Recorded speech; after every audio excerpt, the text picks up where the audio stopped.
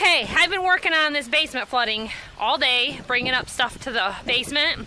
Took a break for lunch. The pump's still running like crazy. So I came out to see how we're progressing. This actually, it has rained really hard, is just as deep, if not deeper. There's a white PVC pipe here, and I think it must have been capped at some point. We're not sure even where it goes. It's just filled with dirt, always has been. There's some wood piled up in there, and just beyond that, in front of the door, is that pump. So, I have my trash pump, and I got it out, and my father-in-law has borrowed this, so I'm not sure if it's gonna get going for me or not, because I see I've got a black wire here, and I don't know what it went to. Out of here, if it means anything or not. This cord's in place. So, I have never used it before. Husband's at work. I'm gonna do my best. So I learned on how to prime it. You have to pour water in here to get the pump going.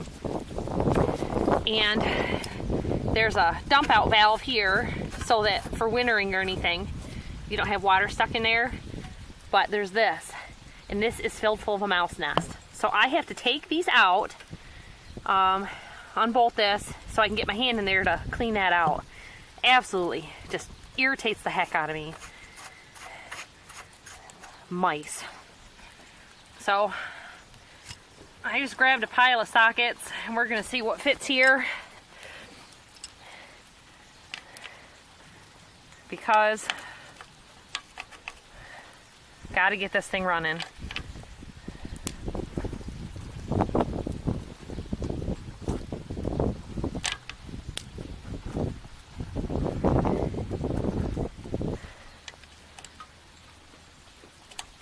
All right, it is a 1/2 inch. So I'm gonna unbolt this and get it cleaned out. All right, as you can see, there was a 3rd screw on the bottom, 1/2 inch. Got those moving blankets, all this crap in the garage, and the mice just say, "Yeehaw, it's all for us." So get that mouse thing, you don't wanna wreck that.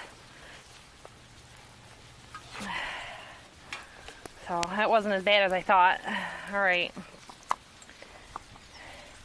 And make sure that you have this on the correct way so that the flapper will continue to operate as intended.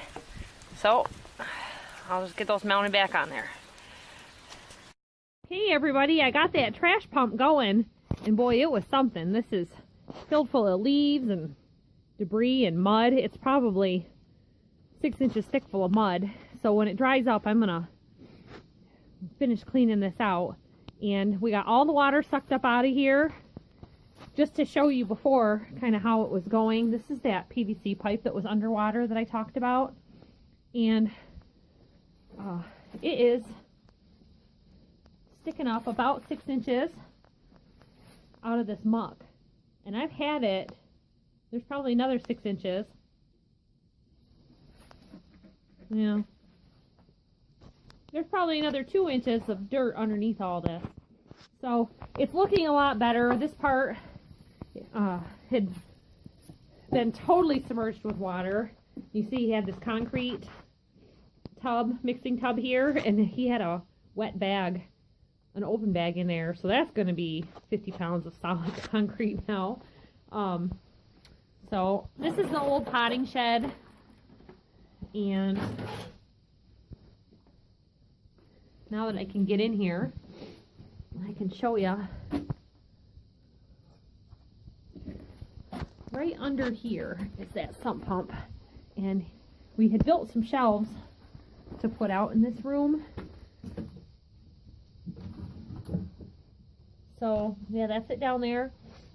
It just fills up, and of course we didn't want to just fill it in, because it would go, any concrete you put in there would just go into the tile under the house. Can't do that unless you can stop at the bottom. So this project kind of got halted because we learned we had to, when they put the original block in, they put T-posts here and probably on this side also. So we've got all our blocks here. It was way cheaper to decide to put blocks in here than to put an exterior door that was specially measured, I actually found out that it would fit a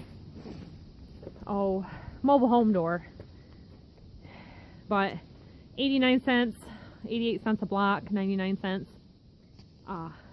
versus like $300 for a door, and then to have to frame it all out. Wasn't worth it, because I would rather just fill it in with dirt. So one of these days that backhoe's gonna run and we're gonna fill that in. So that'll be the end of that problem as far as water rushing down this. Once he can do that, we've got the sand and the dirt available just a mile down the road at the neighbor's gravel pit. So another thing on the to-do list. So here's the creek after 1 week of the flood. So it's doing much better. There's still plenty of water being carried away because we got a good amount of snow and a little rain yesterday, but we had 2 days of 60 degree, close to 60 degree weather. So anything that was kind of left started to thaw, and it's getting a lot more dried out.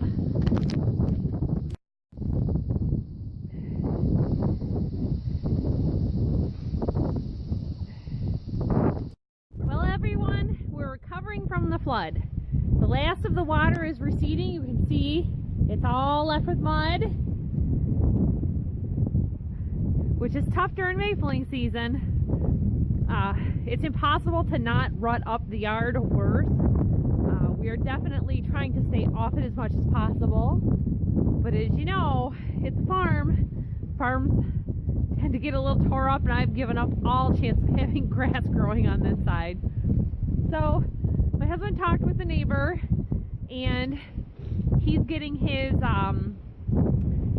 dump truck batteries charged up, and we're going to be getting some more loads of stone with our backhoe not running. It is too hard to go out and shovel buckets of rock by hand. So I put my foot down and said I'm not going out there. I took Dodge to go get a small load, and it got stuck in a low spot, so it's been sitting there for a month. So we're using this just as a bypass. His truck can get in and out, his heavy work truck.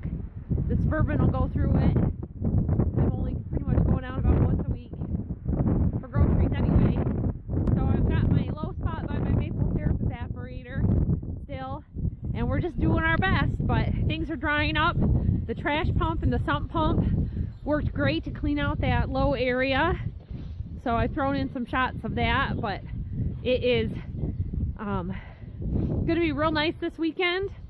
And 2 days ago was the weekend. He was hoping that maybe he'd be able to go out and work on his starter for the backhoe, and one thing leads to another and the weekend gets used up. So we're just kind of planning ahead that it's going to be nice out in the high 40s and 50s. So hopefully he'll be able to get onto that project, and more video content for me too. So anyways, thanks for watching. We made it through the flood. Everything was great here, and no major losses.